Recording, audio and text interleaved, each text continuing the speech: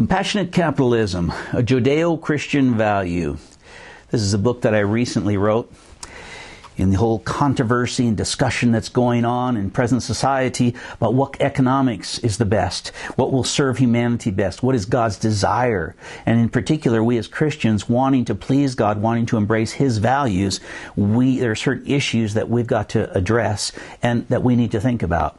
In Compassionate Capitalism, this book, we first show you in the section number 1 how capitalism came from the Bible.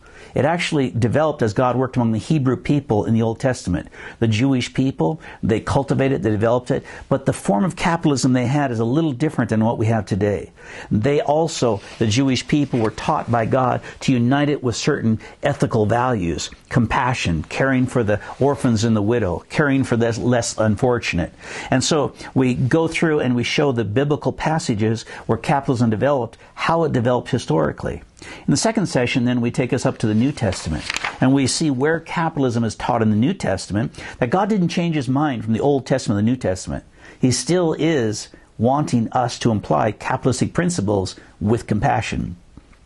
We then go to section 3, and we take it beyond the New Testament and now talk about how, as Christianity spread throughout Europe and then North America, then around the world, capitalistic principles, economic principles were carried with it.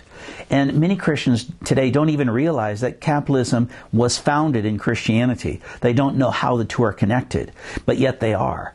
Because so much attack is right now coming against capitalism by very socialistic ideas, socialistic teachers, evangelism for socialism.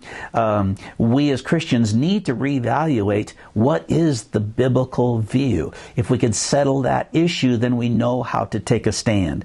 And again, there are certain things in socialism, like caring for the weak and the poor, the less fortunate, that we need to embrace.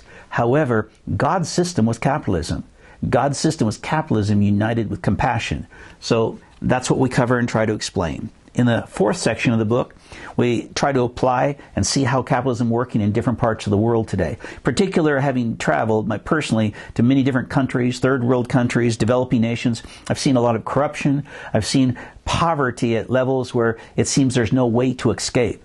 And that we can, through capitalistic principles, by teaching various groups capitalistic principles, we can help an economy rise up. We can help them escape poverty.